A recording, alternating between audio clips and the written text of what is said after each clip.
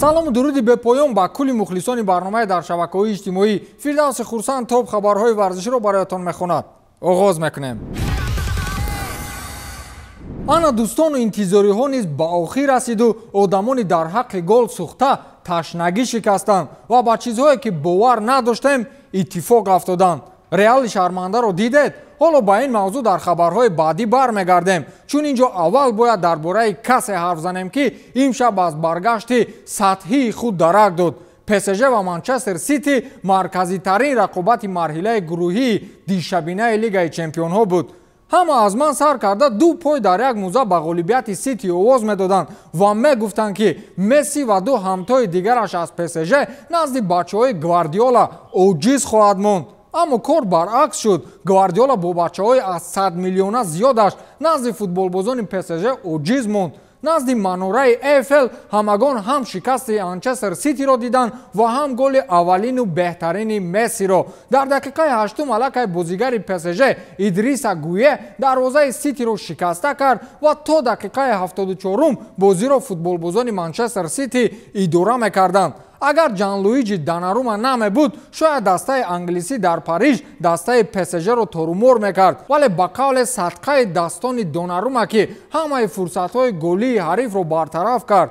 Месси то ҳадде бозигари фавқулода аст ки ба ҳар восита гол назаданҳои худро назди мухлисони Париж ба сифати бахшиш ҷуброн мекард. дидед ки пушти девори дифоӣ чӣ хел ба замин хоб рафт то тӯб аз зери пойҳои ҳамдастаҳош нагузарад ки гол нашавад. Месси зидди Сити тамоман дигар хел бозӣ кард. ӯ пинҳонан гумонам бо Гвардиола ё бошгоҳи англисӣ чӣ мушкилие дорад ки мо намедонем.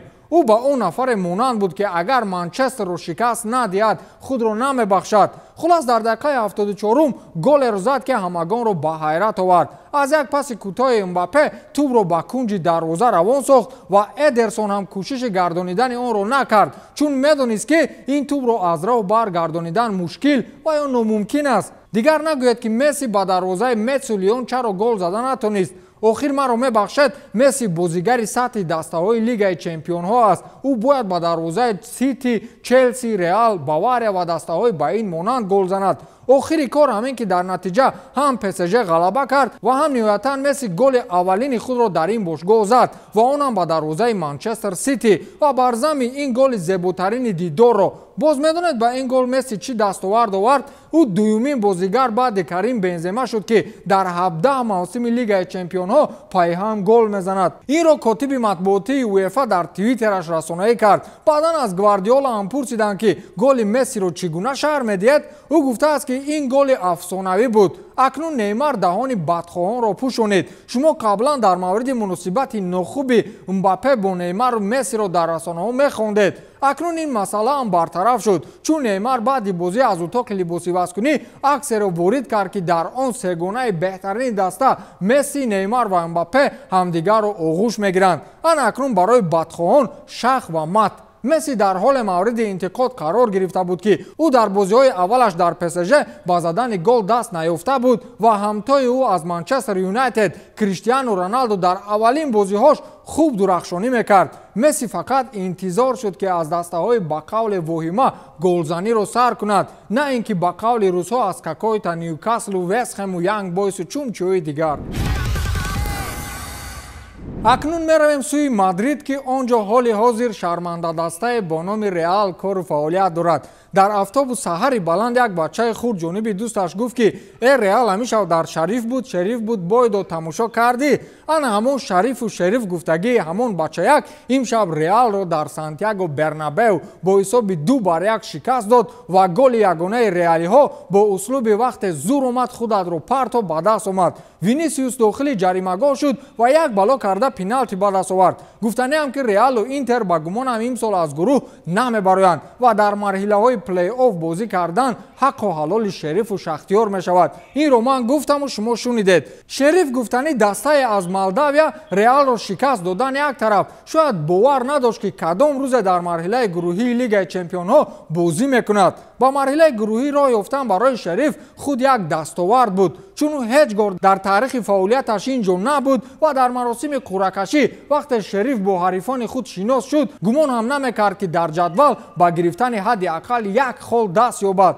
ولی تقدیر رو بینید که حالا با 6 گل صدرنشین جدول گروهی خود است. اول شختیار را از راه خود بیرون کرد و اکنون ریال مادرید را به ناکاوت فرستاد. غلبه شریف را هم در مولداویا استقبال میگیرند و هم در ازبکستان. چون گل اول این دسته را فوتبالباز ازبک جسوربек یخشیبویف به ثمر رسانید. فوتبالباز ازبک به دروازه ریال مادرید گل میزند. از ما کای میزند آخر مردیم از انتظاری. ریال در میدان خودش یک گل زد و آن هم طریق پنالتی که قریب بود دروازه‌بان شریف ضربه کریم بنزما را برگرداند. گل دوم را سباستیان تیلی لوکسمبورگی به دروازه کورتوا وارد کرد که او موسم گذشته در دسته تنباف چمپیونات روسیه رایگان یا خود برای جمع‌آوری رحمت کلان فعالیت می‌برد. با همین بازیگران به قول یک سومه شریف دسته دارای بازیگران 100 میلیونه را شکست داد. مگر این خنده‌آور نیست؟ کل بشریت حالا به احوال ریال میخندد. مخلصان بارسا با فکرم هواداران ریال را ببینند سنگباران میکنند. مخلصان بارسا یک سو حتی دسته شریف با احوال ریال پسخند زد.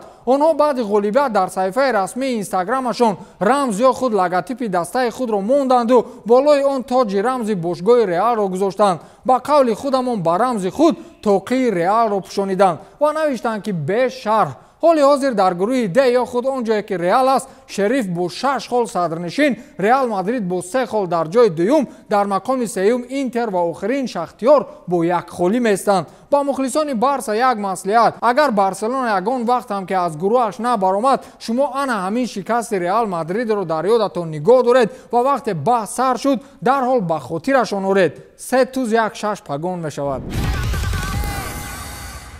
بیاید اکنون دسته ریال را با قول سختی بد نگیریم. ریال دسته نیست که برای یک شکست از شریف تماما محکوم کرده شود. تاریخ این دسته در کدام سطح بودن باشگاه را نشان میدهد. مقصدم این است که اگرچه ریال شکست خورد ولی یک دستاورد هم در این بازی دارد که با بازیگر این باشگاه کریم بنزما ربط دارد. کریم با گل طریق پنالتی زده‌اش به نام خود رکورد تاریخی ثبت کرد. این 17مین موسم لیگ چمپیون‌ها است که کریم بنزما در آن گل میزند و حال حاضر در این مسابقه کریم بنزما 72 گل دارد که با این شماره او در روی خط نشانزن‌های تاریخ لیگ چمپیون‌ها در مقام 4 ایستاد. پیش از بنزما در مقام سوم روبرت لواندوفسکی با 75 گل، در جای دوم لیونل مسی با 121 گل و در مقام اول حالا وقت این گپ نیست تو ولی کریستیانو رونالدو با 135 گل می‌ایستاد. در بازی فوتبال کم نیستند لحظه هایی که فوتبال بازان یا مخلصان و نمیدونم مربی ها و کسان دیگر از یگان قرار داور عصبی شده او را لطوکوب نمایند. فوتبال بازان را دیدم، مخلصان را دیدم ولی مربی ها را ندیده بودم که اکنون دیدم. بازی دیویزیون هفتم ایتالیا بین دسته های اولجو کاستلو و کارپینیانو در قسم دوم زمان قطع شد که مربی میمون جوانی آلوزی داور اساسی وخوری اندره فلیس را لطوکوب کرد. هنگامی که دسته او با حساب 0-2 شکست میخورد آلوزی از میدان تکنیکی خارج کرده شد. اما مربی با جای رفتن به اتاق لباسی بازیکنی با دادرس شکایت کردن را سر کرد و به نزد داور رفته بر روی او یک مشت زد. قید کرده می شود که آلوزی را تحریم ها و محرومیت دراز مدت انتظار است. چند پس از این حادثه او برای این عملش عذر خواست و از مقامش استعفا داد. میگویند وقت در آمدی دیگر از چیزی نترس و وقت یک اشتباه کردی و میدانی که پیامدی بد دارد اون اشتباه را همان گونه کن که در دلت ارمان نماند. به نظرم ضربه مشت مربی بد نبود. خوشروزت. با همین تمام تا دیدار خیر.